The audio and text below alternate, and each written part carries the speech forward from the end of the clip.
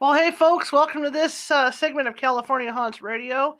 It is November 25th, the night before Thanksgiving. Man, did the holidays sneak up or what? And I don't know about you guys, but I'm making this big turkey. I got an 18-pound turkey I'm going to be making. Plus, I'm going to be baking an apple pie. And I understand that my friend is bringing over some pumpkin pie, and we're having all the fixings to go with it. As you can see, we've got kind of a different format here with the mic because I wanted to get a fuller sound for my voice, and I think this works kind of nice. My name is Charlotte. I am your host. This is California Haunts Paranormal Investigation Team, www.californiahaunts.org. To give you an idea a little bit about my background that kind of leads into our guest tonight, I started out, I'm an actual journalist. I started out working in newspapers, and my first job was as a page editor and page designer for 3 different newspapers out of Roseville. And then I moved on to be a crime courts reporter for 6 years for the Woodland Daily Democrat, in addition to being the assistant editor out there. And I covered exactly what it says, murders and shootings and accidents and fatal accidents and all kinds of stuff. So I'm really excited to have Ellery on tonight because I'm curious to talk to her and pick her brain a little bit about what she does, in addition to the fact that she's an author and writes books and whatnot. So I'm real excited about that. That's what I do. So once I left the Democrat, I was an intern for a while, and then I went to work in Placerville. I was a general assignment reporter and did some page editing there before I retired to take care of my mom and dad. And then following, while I was retired, semi-retired, I was the editor of 2 online newspapers in the Bay Area for AOL Patch. So I've been kind of busy, and in the meantime, following that, I've been freelancing off and on as I could, taking care of my mother. So I'm still actively involved in newspaper writing and whatnot, and I just love doing this. And this is why I've decided to take this show and kind of do a mix-up on the guests so that I can do ghost stuff and then I can do this other stuff. So without further ado, let me get Ellery. Hi Hello. there. How you doing? I'm great. Thanks for having me. Well, thank you for coming on. Absolutely. What you do fascinates me. And I don't know if you heard my intro. Mm-hmm. Because of my background. And I have talked, I have worked with pathologists. I've talked with, and stuff like that. So I'm fascinated to hear about you. What gets somebody into doing that and wanting to pick people's brains like that? Well, it's a long road. I think it really started for me when I was a kid and, just growing up and really being fascinated by true crime.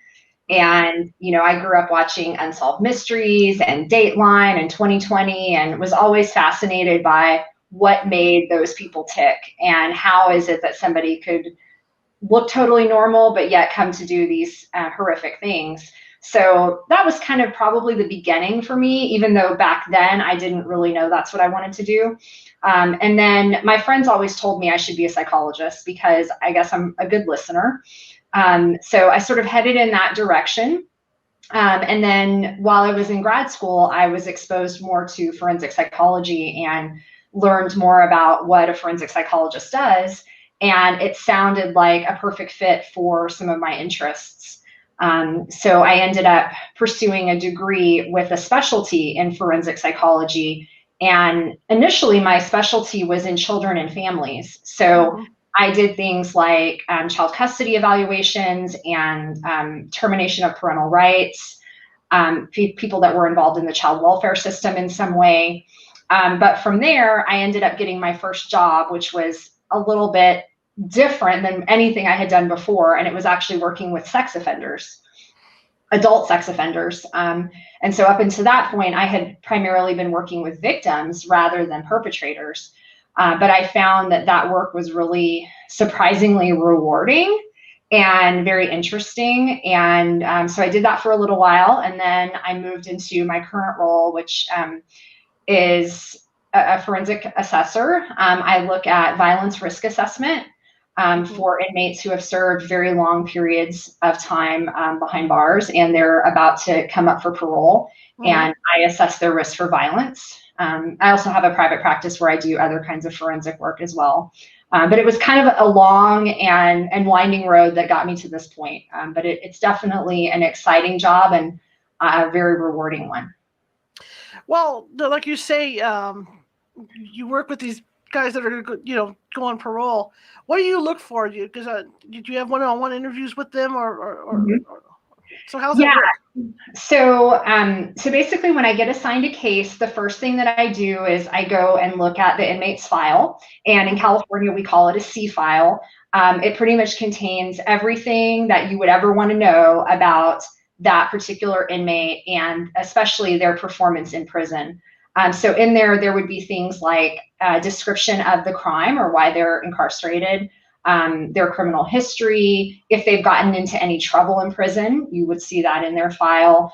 Also, the good things that they've done. So if they've had a job or been able to participate in some rehabilitation programming, that would all be in their file, as well as information about their background.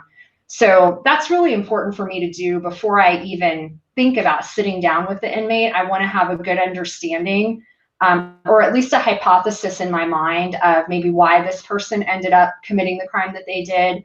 And I want to know more about them so that I'm not just relying on their report, that I also have information that's going to back that up, because we know inmates lie. So we've got, we want to have the data and the background just to make sure that what they're telling us is the truth. So then I would schedule an interview, and typically our interviews are between 2 and 4 hours long.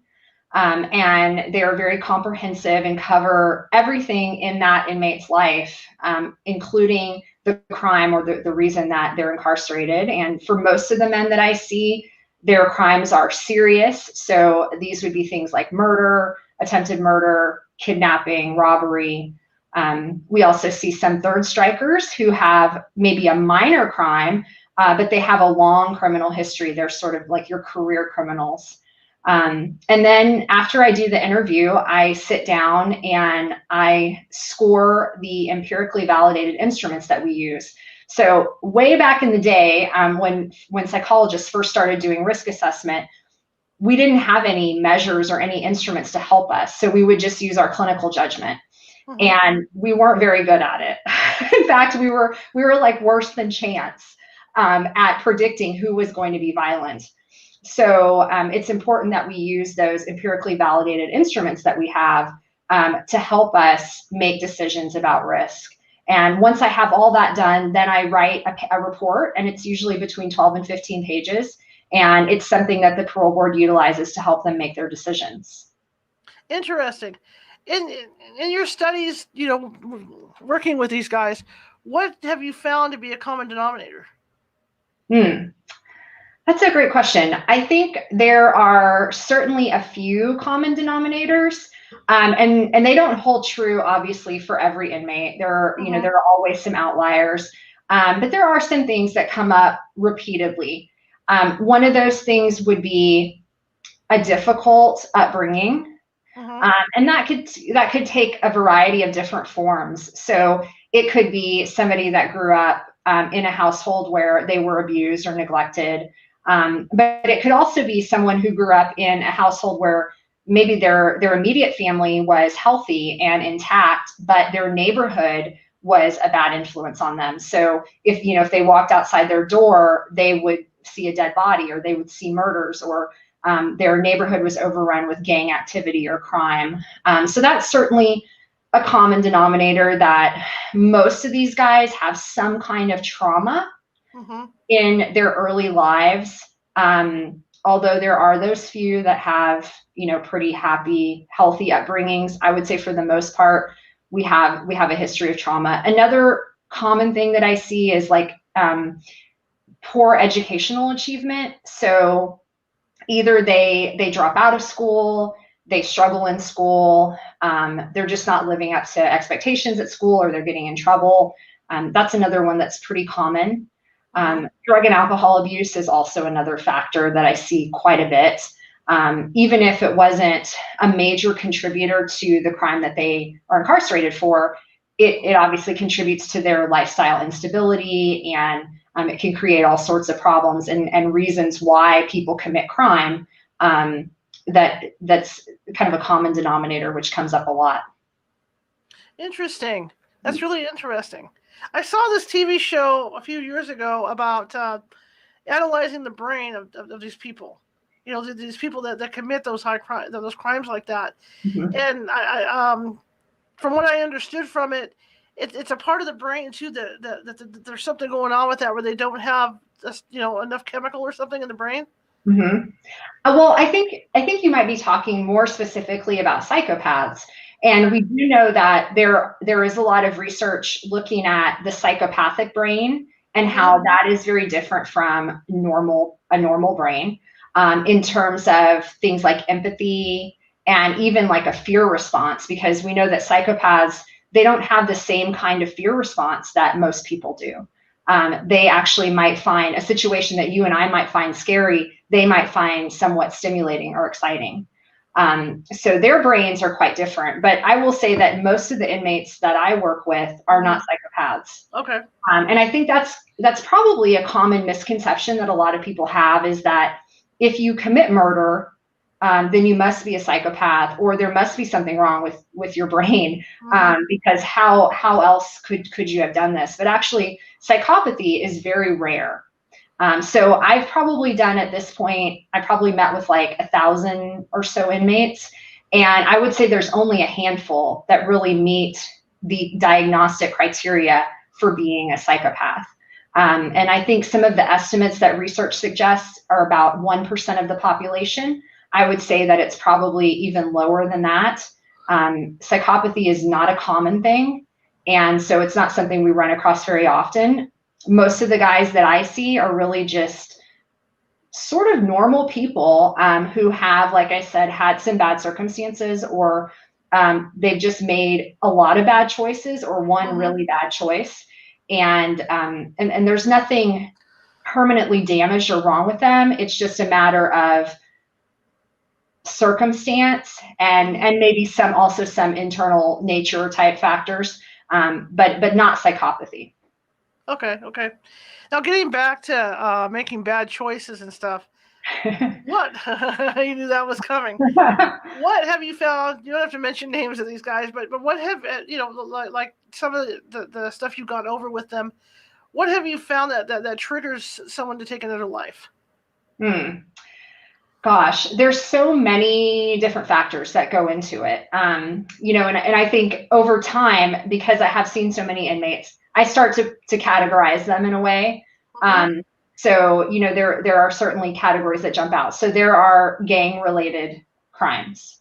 And these are guys who, they basically commit violence on behalf of this gang that they believe in. And a lot of times, they believe that the gang is very much like their family, and they have loyalty to their family. And it's when you talk with some of these guys who are still entrenched in this mindset, it's a very strange and foreign concept, but they really believe that they are acting correctly. They think they're doing the right thing by defending their family or standing up for their family. So that's certainly one category. Another category would be domestic crimes, and we see a fair bit of those. So those are men who would kill a spouse or a girlfriend or a sexual or romantic partner. And those tend to be a little bit different. Some of the factors might be a little bit different in those cases, than in some of these more impulsive, anger motivated crimes. And then we see, like substance abuse crimes, where the person just gets really drunk and sort of out of control. They can't manage their behavior. Maybe they get into a bar fight, and it's just like a really impulsive action. So those are just 3 examples of some of the types that I've seen over the years. Now, when you talk with these guys, like you say, they do lie. I mean, obviously they do. Can you read through them pretty well? I mean, because you're looking at their record in prison, to see what kind of person they are in prison. But I mean, what constitutes somebody? I mean, for somebody to get released, do they have to have a perfect record in prison, or is there stuff they have to do to build themselves up to that release? Yeah. Okay. So a couple of different questions there. So one about lying. I'm definitely not a human lie detector. I wish I was, but unfortunately, I get lied to a lot. And if I didn't have those records, I would probably not be able to tell most of the time. So some of the inmates that I meet with are not very sophisticated liars. And those guys, you could see right through. You would be no different than me. You would sit across from them and you could tell they were lying. But there are many of them that are more sophisticated liars, especially after having been in prison for all this time. And they know that when they meet with me, this is very important. And they have to present well. And so, and then they've been coached potentially by their attorneys or other individuals who tell them what they need to say in order to impress someone. So that's why it's really important for me to have those records so that I know what's really going on. I had a case recently where I did meet with a gentleman and he was very impressive in the interview. He said all the right things. I thought he had great insight and he presented very well. But I knew that in his confidential section of his file, there was all this information about how he was still very much involved and entrenched in the gang. And he did not mention any of that, of course. So if I hadn't had that information and I had just met with him and gone with just my clinical judgment or, my best guess, I would have said, hey, yeah, this guy seems like he's ready for release. But fortunately, we have the records and we have to rely on that to help make our decisions. And then in your second question, so what's required for them to obtain release? The parole board has a lot of things that they look at. One of the things would be insight or remorse for the crime. They have to prove that they're no longer a risk, that they don't pose a risk anymore in society.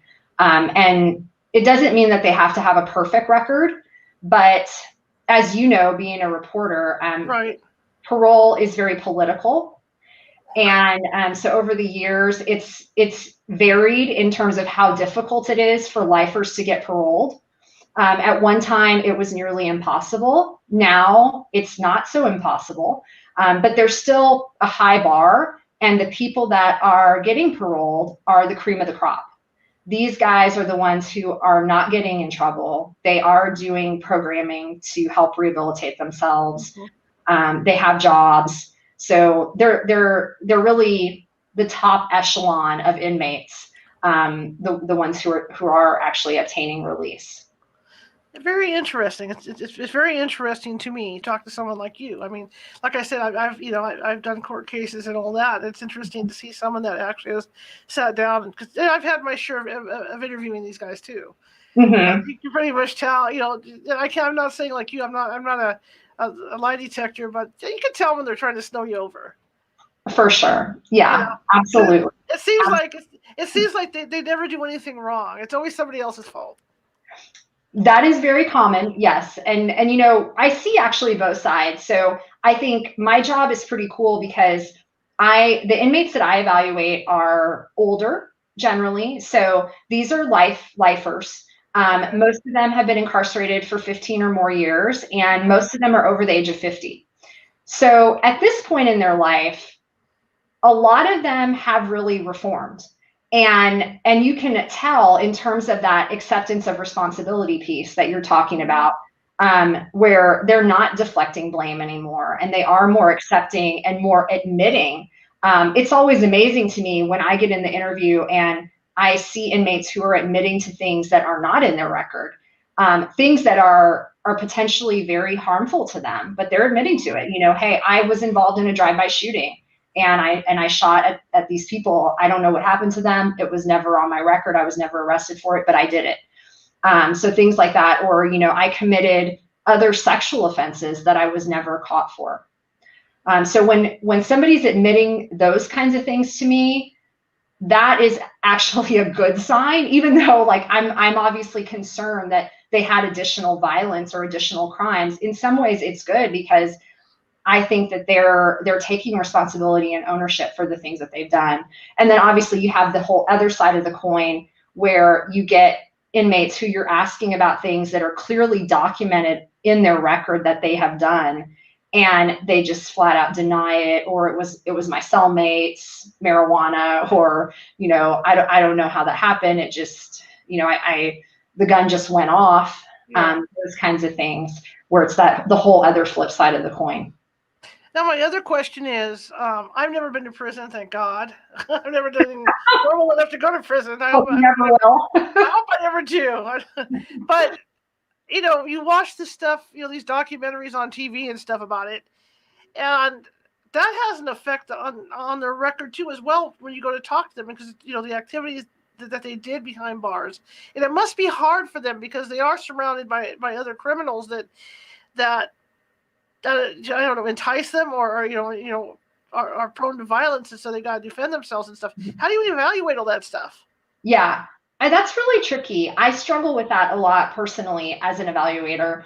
My question that I'm asked when I meet with these guys is, what risk do they pose for future violence? So if they're getting into a fight, whether that be a fight to defend themselves or whether it be that they initiated the fight, in some ways, I kind of have to view it the same. Because to me, it is indicative of poor problem solving. There are other ways to manage violence. And I get into this sometimes with some of the inmates because they want to argue with me.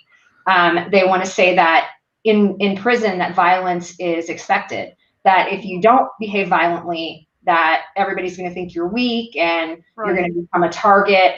And I get that. And I acknowledge that there is some underlying truth to that. But at the same time, at some point, you have to be responsible for your own actions. And you have to make decisions that are going to be best for your own welfare and the welfare of those around you. And so I think when you meet with those inmates who have truly made changes, they are able to navigate those situations using their words. So they're able to talk their way out of those kinds of situations, to diffuse those situations.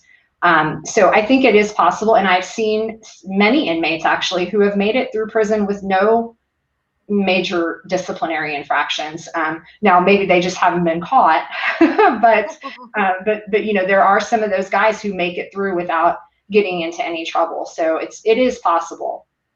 Fascinating. I have a question for you. The first time I had to go to, not to a prison so much, but even a county jail, it's a real weird feeling the first time you walk through the doors, because you do the search, you do all this. What was it like for you?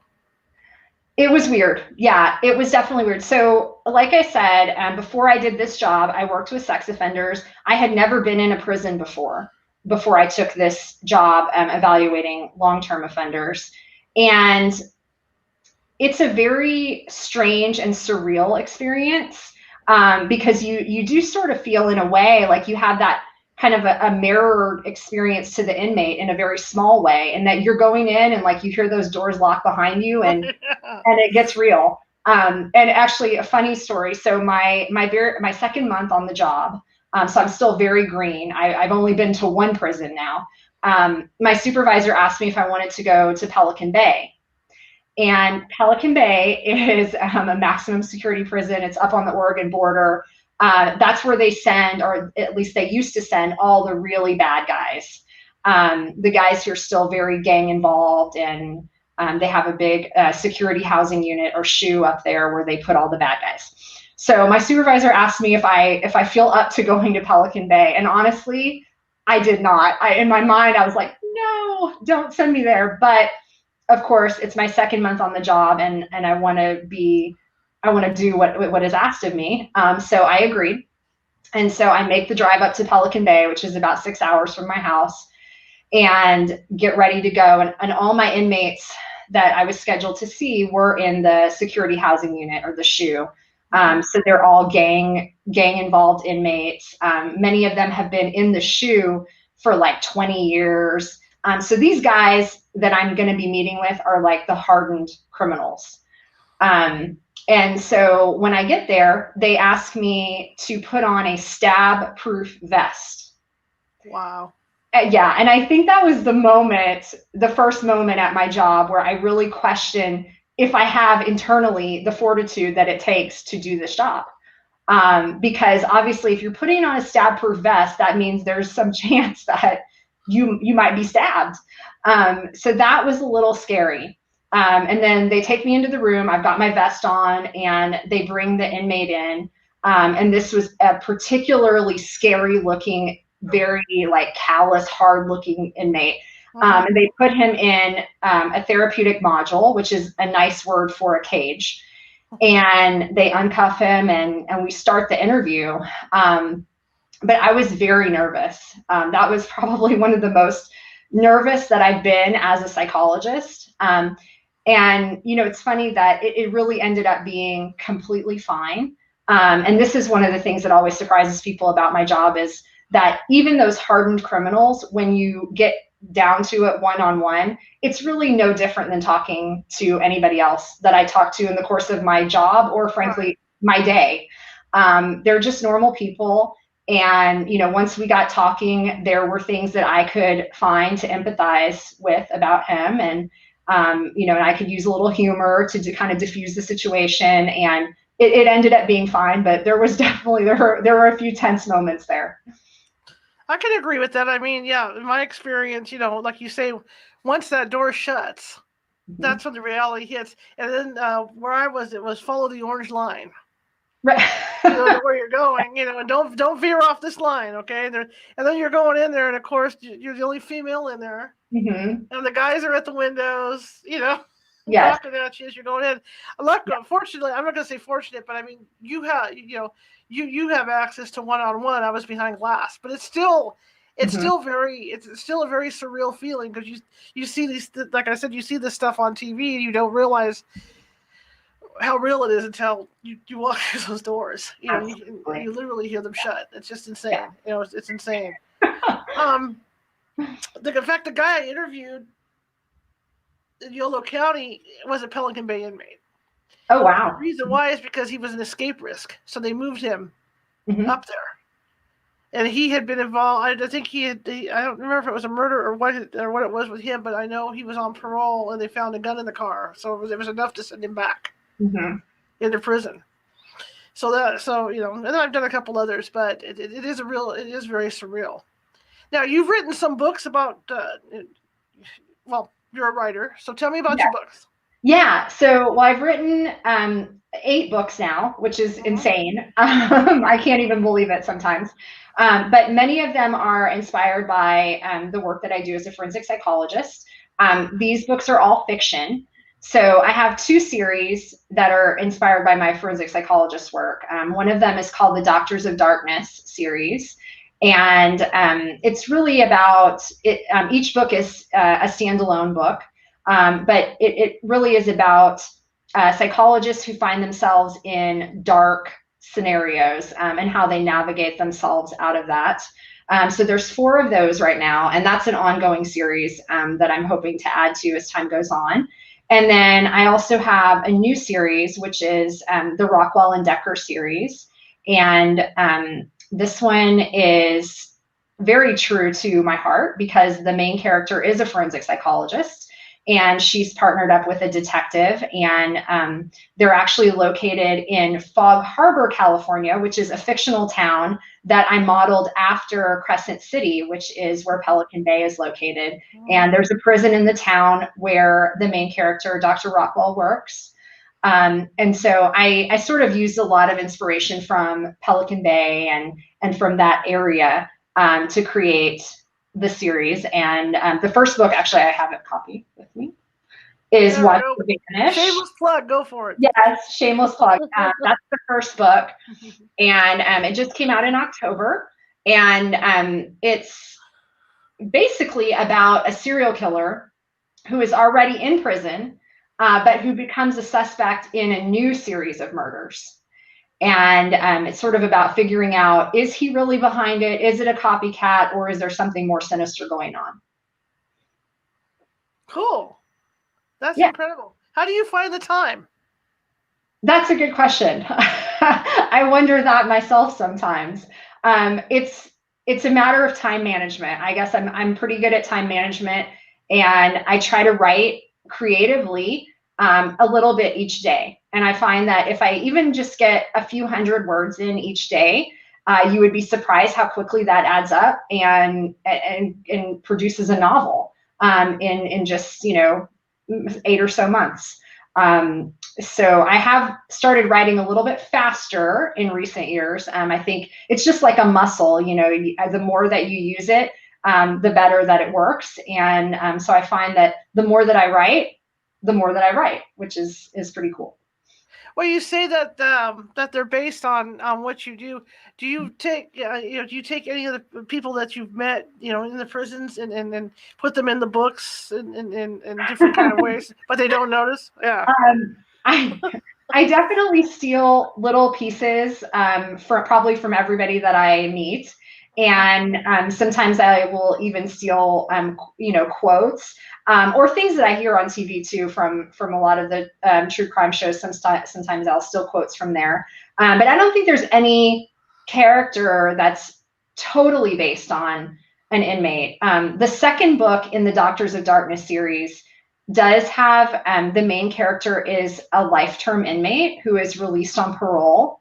And that was probably my favorite character out of all my books to write, because I've interviewed so many lifers that character just was in my mind. He just came to life because I just had in my heart what it would be like to be a lifer, because I've talked to so many of them and imagined so many different scenarios of what it's like to get out after being in prison for that long.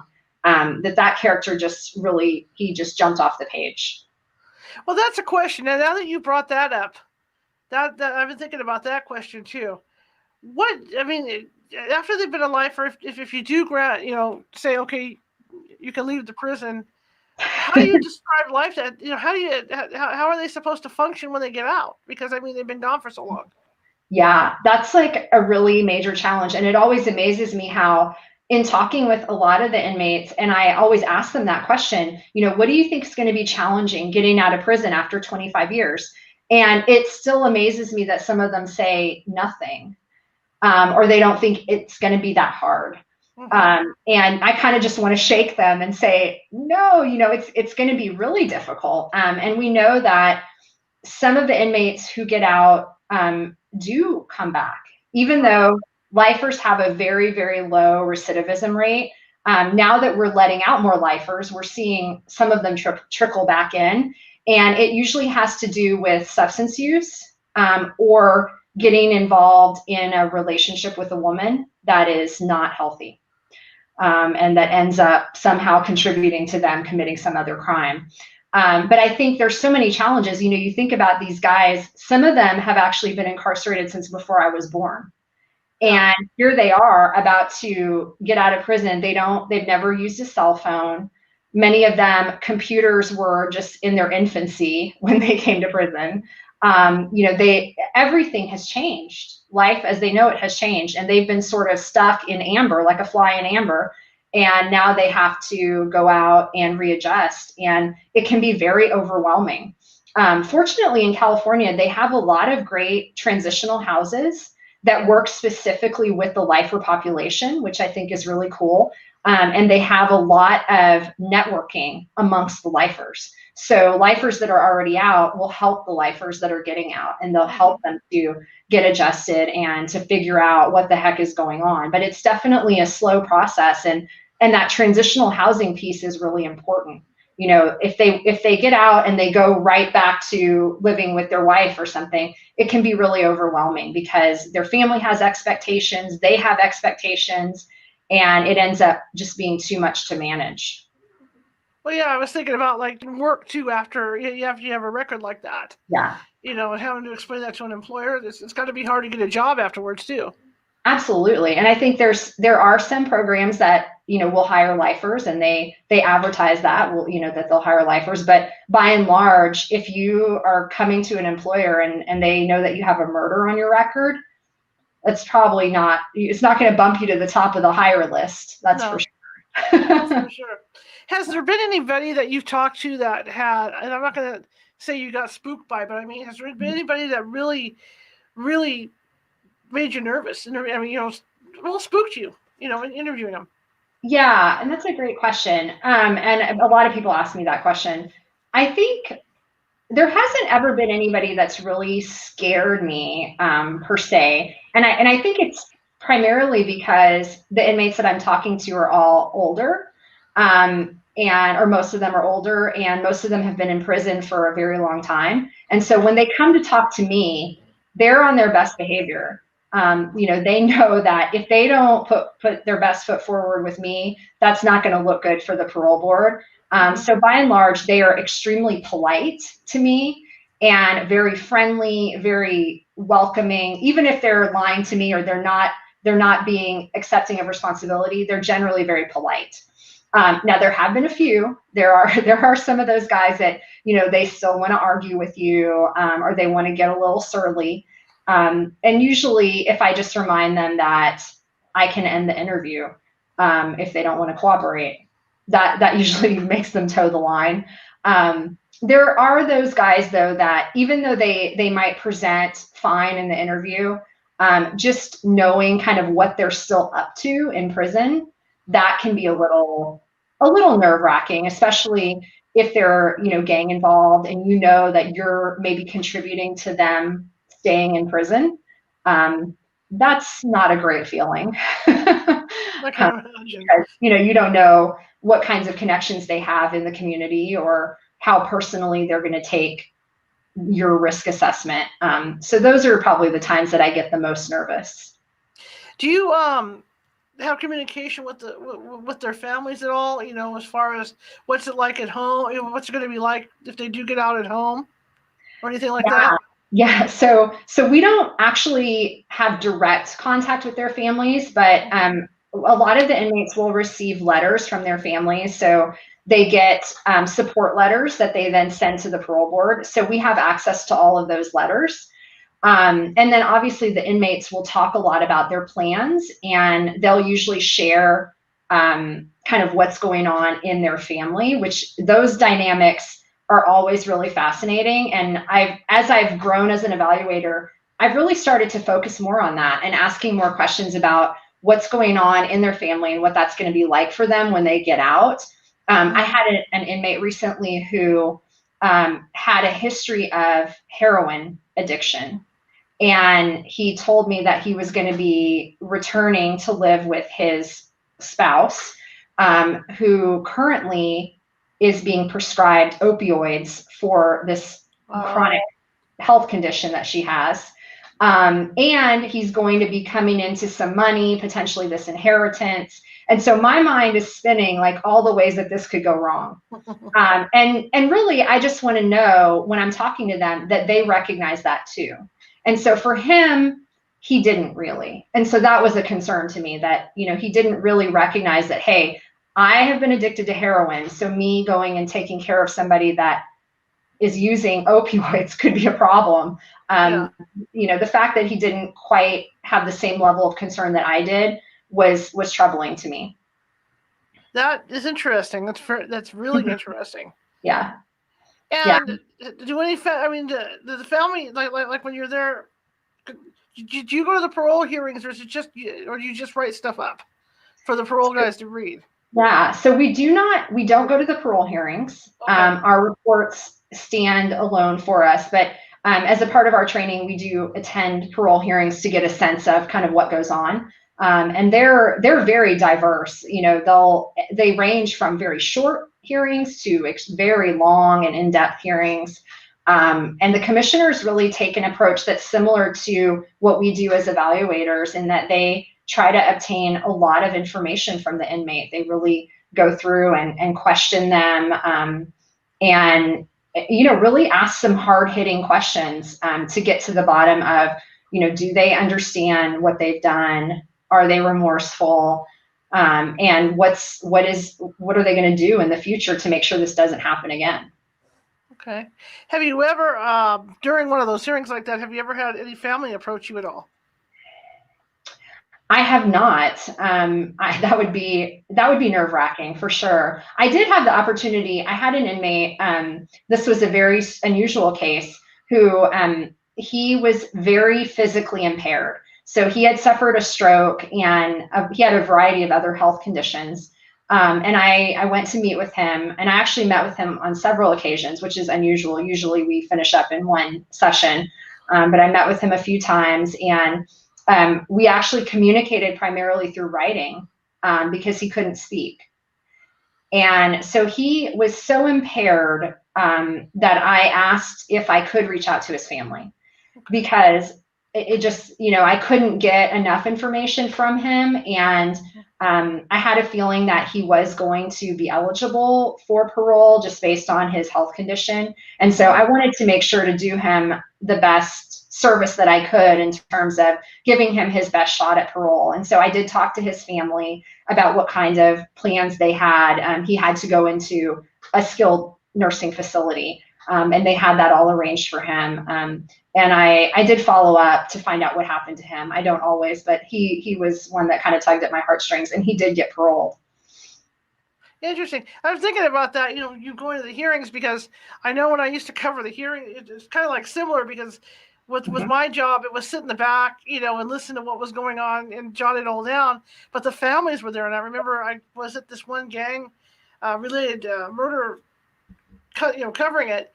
And they sat, I don't know how, they made the mistake and put the reporters in with the family.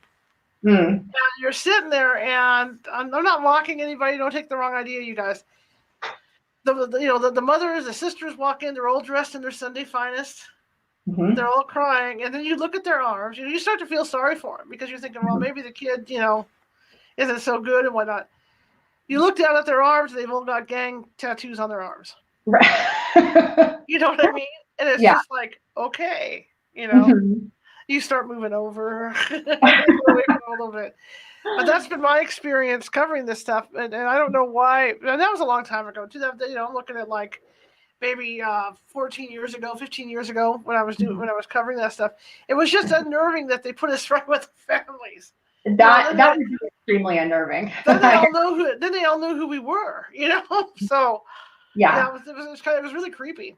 Yeah, I mean, honestly, I think either way it would be unnerving for me to sit next to the families of the perpetrator and to sit next to the families of the victim too. I mean, I often think about the victim's family and how they feel about my role, because in some ways, if I'm saying this person is a low risk, how would the victim's family interpret that? Or, I'm sure they would disagree in most cases. And, no one wants to see the person that killed their loved one get out of prison, by and large. So that's also something that I think about a lot. Yeah, it's like a tightrope. It's like you're walking a tightrope. Because I had that similar experience, because, on one side of me, or, there's the family of the perpetrators. And then on the other side, or towards, more to the front, is the family of the person that was killed. So you're trying to, even as a writer, you're trying to get that balance for people. Yes. And it can be tricky to do that. I think I always try in every report to capture good things about the inmate and the things that are not so good, because every single one of them has strengths and weaknesses, and they have things that kind of contribute to why they should be eligible for parole. And then they have things that risk factors that say, hey, this person shouldn't be eligible. And so I want to make sure that I cover both sides of that, and write a fair and balanced report, rather than sort of just slamming them in every way that I can, or vice versa, rather than painting them to be a rose, when we know, that they're obviously not. Do you, I'm not going to say like you follow them, like literally follow them after they're out, but are there ones that you keep track of or keep tabs on in a roundabout way with the parole officers to see how they're doing? I haven't done that. Now I do. There are definitely ones that after I meet with them, I take note of and I find out whether they got paroled or not. And that's always fun. I had a gentleman that I met with very early on when I first started this job. And when the first time I met with him, he was already an older gentleman when he came to prison. He murdered his wife. And when I first met with him, he told me a lot of lies. And I back then I wasn't as thorough before the interview as I am now. And so I didn't catch all the lies that he told me. And I was really disappointed about that. So then a couple of years later, I got assigned his case again. And I was really excited. I couldn't wait to see him, because I knew I was going to follow up and say, hey, you lied to me last time. And so the second time I saw him, he had made a lot of progress. And actually, he admitted that he had lied about some things. And he was in mental health treatment, and he'd taken some strides forward. He still had a ways to go, but he had made some strides. And then I saw him a third time a couple years later. And after that time that I saw him, he actually did get paroled. I didn't go so far as to follow him when he got out in the community. I always hope that the guys who get out as lifers don't come back. Although, you know, I have evaluated a few of them, and those are really the cases that you do want to just shake the person, because, you know, they've been incarcerated for like 25 years.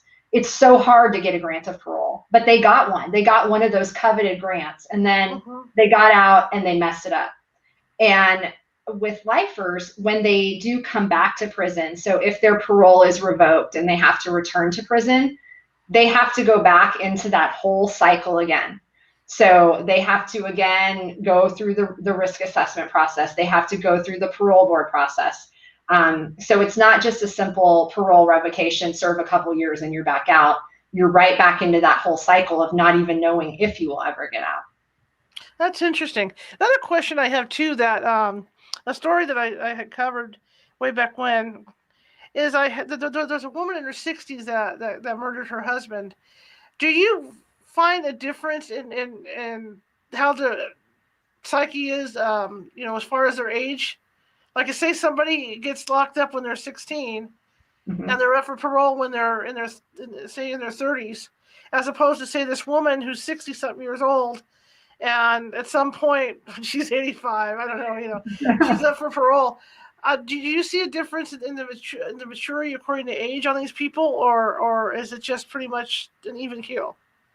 There's definitely a significant difference. And we know, research tells us that these long-term offenders who have been incarcerated for long periods of time and they're now older, they just reoffend at a lower rate, and that their age has a lot to do with it. Antisocial personality disorder and those kinds of you know, bad behaviors, they start to decline when we reach age 40. Okay. So you would expect to see that after age 40, a lot of this nonsense kind of clears up, and there is some wisdom that comes along, or at least there's no more behavioral outbursts. You know, they're not getting into as many fights and things like that. Now, does that always hold true? No, it does not. There are plenty of guys that I've seen that are in their 60s, 70s, they're still getting into trouble. But for the most part, the reason why we see this low recidivism rate in this population is because they are older. And so they are just, you know, they're kind of grandpas, and they're not getting into as much trouble as they were when they were teenagers. What is your caseload like? So typically I have about 8 cases a month. And then in addition to my private practice, where I usually have a couple cases during the month as well. So it's pretty busy. And then plus fitting in, of course, my creative writing whenever I can. I spend a lot of time writing. For sure. I bet you do. Yeah, like you say, you have a private practice. Now the stuff you do that's outside of your private practice, what is that? Is that the prison stuff, or explain the difference? So yeah, so my primary job is the job that I was talking about today. So where I do risk assessments in the prison, but I also do different kinds of risk assessments in my private practice. Things like sex offender risk assessments. I do risk assessments for clergy who have been accused of sexual offending. Or for people who find themselves in that child welfare context, whether it be child custody or other types of cases, who have an accusation of sexual abuse or some type of violence risk question. So really, I do a lot of risk assessment in a variety of areas. And I also do Social Security disability evaluations, where I'm evaluating people with a variety of different mental illnesses to see if they qualify for Social Security disability. I do a little bit of everything. I enjoy forensic psychology. I think it's really cool to be involved in the law and to have an influence in legal processes. is really interesting to me. And I like that psychologists can bring a different perspective to a lot of those processes. So I try to get into any little bit of forensic niche that I can. What do you say to people that want to do what you do? What advice do I have? Yeah. Well, I certainly think that it's a great job. I absolutely love my job. I don't know if you can tell, but I'm very passionate about my job. So I say go for it, but I would say two things. One, you have to be okay with writing a lot, because there is a fair bit of writing involved in being a forensic psychologist, because you have to produce reports, and those can be quite lengthy. So if you don't like to write, then it might not be the right career choice for you. And the other thing would be that you really do have to compartmentalize, or be able to compartmentalize aspects of this job. If you are a person who takes things on emotionally, then this is probably not the right work for you. You have to really be able to, at the end of the day, put a lot of this stuff into a box, and not have it impact your daily life, which is very difficult. I mean, honestly, I'm pretty good at compartmentalizing, but things do bleed in over time, especially after you've been doing the job as long as I have. There are definitely things that I notice. I notice myself being a little more hypervigilant, and probably, looking over my shoulder a little more, even expecting really bad things to happen in a scenario where probably nothing is going to happen. Because I've read about scenarios where the worst thing has happened. So I would say you've got to be able to compartmentalize, and you've got to be able to write. And if you can do those two things, then you can do this job. Is there a lot of traveling involved? I mean, like you say, you were up in Pelican Bay, and there's a fair bit. Right now, due to COVID, our traveling is pretty grounded. So we're doing all of our interviews, and even for my private practice, I'm doing a lot of work over Zoom and Skype. So travel has been cut down considerably, which is good and bad, because there's some fun aspects about traveling as well. But yeah, the prisons are located in the craziest of places in California, the most remote locations. There's no airports nearby. So there is a fair bit of driving involved. Interesting. That's very, very interesting. You are obviously enthusiastic about what you do. I think it's great. I mean, I love my job too, when I was covering that stuff, because it is fascinating to do. Do you find the now here's a good one question. Do you find the depictions of what they do on TV is close to what's going on in what these guys are actually going through, or does it bother you what you see? No. I think yes and no. Okay. At least for the population that I work with, I think they are somewhat unfairly portrayed. I think the community probably has a perception, and I certainly did before I took on this job. When you think about a murderer, you have a certain picture in your mind. It's not the guy next door usually. It's a scary guy in your mind. And you probably think, if you're anything like me, you probably think that guy should never get out of prison because he's probably going to go do this again. And one thing that I've learned in doing my job is that that's a really unfair depiction of most murderers, because murder is a very low recidivism crime. So most murderers only commit one murder.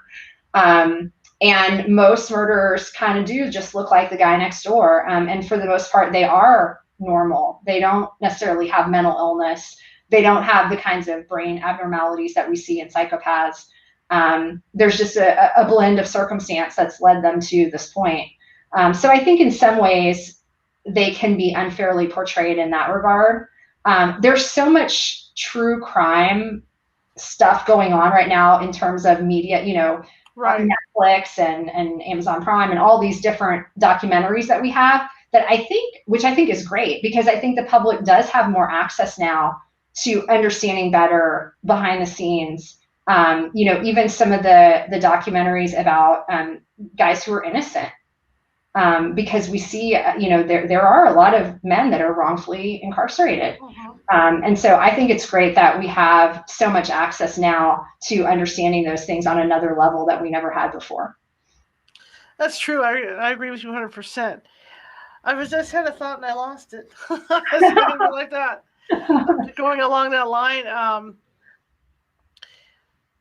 Oh my God, I forgot the thought. Okay. Well, actually, I can say something about that, because I do get some guys who claim that they're innocent, which is always an interesting risk assessment. When the person is telling you that they didn't do the crime, and it's kind of like, well, what do you do with that? And so usually, if it's plausible, like if there's not a lot of evidence to suggest that they did it, then I kind of will look into it a little more, or maybe give it a little more credence. But a lot of times, the guys who are claiming innocence, there are very clear indications of guilt. So there was DNA evidence, or there were multiple eyewitnesses that saw them, or things like that. So in those cases, obviously, I don't give that as much credibility. But at the end of the day, I have to go with the fact that they were convicted of the crime. So I'm basically, when I'm coming into the risk assessment, I'm presuming guilt, even though I know that given how many people we know are wrongfully convicted, there is probably a chance that out of the 1,000 or so inmates that I've seen, out of those ones that have claimed guilt, there could be, or claimed innocence, there could be someone who was actually innocent. Interesting. That was right. My question is this. There's murder 1, murder 2, the different levels of murder. Maybe someone just snaps for that moment and kills somebody. Can you explain people what just in a little nutshell, what those levels are? Because a lot of people don't understand, murder 1 and murder 2. Yeah, well, so that's pretty much just what you said, is that so first degree murder is more premeditated, whereas second degree murder is more impulsive. So these are, second degree murder would be more your anger or your rage type crime. You're not lying in wait. You're not making plans for committing that crime in advance necessarily. Or if you are, it's minutes to seconds in advance. Whereas first degree murder, maybe you're making plans over days, over weeks. And you have more planning and sophistication behind those first degree murder cases than you do the second degree murder. But I will say that a lot of times it also comes down to plea deals. Someone could be initially charged with first degree murder, but maybe they take a plea down to second degree murder. So you really have to look and read into the circumstances of the crime before you assume too much about whether it was planned or not. Well, you would definitely have a fascinating job, and it fascinates the heck out of me. I want to thank. How do we get your books? Oh, yes. So I have a website. It's ellerykane.com, and all the links to purchase my books are there. My books are available on basically anywhere you would buy books: Amazon, Barnes & Noble, Kobo, iBooks. But you can find all the links at my website. And if your listeners are interested in my day job, the cool thing about my website is I also do a blog where I talk a lot about my day job and how that intersects with my writing. Cool. So if you sign up for my newsletter, you get access to that as well. Sounds great. Thank you so much for coming on. No problem. When I found you on the web, I was so excited because I love doing what I did, and it's fun to talk to somebody else that I'm not saying in my field, but you know what I mean, that's in a connected kind of thing that I was in. Yeah. So it's been great, and I want to thank you so much. You're so welcome. I really appreciate you having me on. All right. Well, thank you very much. All right. You have a good holiday. Thank you. You as well. All right. Bye-bye. Bye-bye.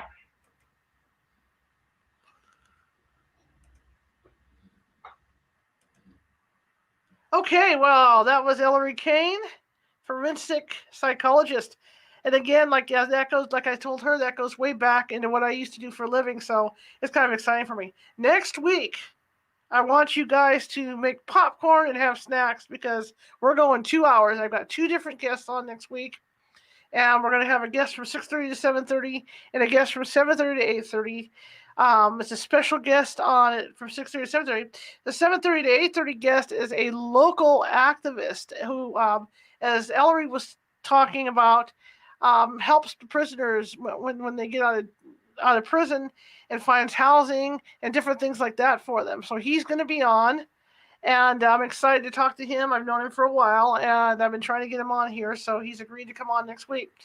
So be on the lookout for that. And like I said, it's going to be a 2-hour show, so I want you guys to be ready for that. Again, everybody have a happy Thanksgiving, and I hope we don't, everybody doesn't eat themselves to death, but if you do, that's what it's about, because we're all going to be eating turkey for the next 2 weeks. I know it, sandwiches, you name it. So have a good one, you guys, and I'll see you guys next week.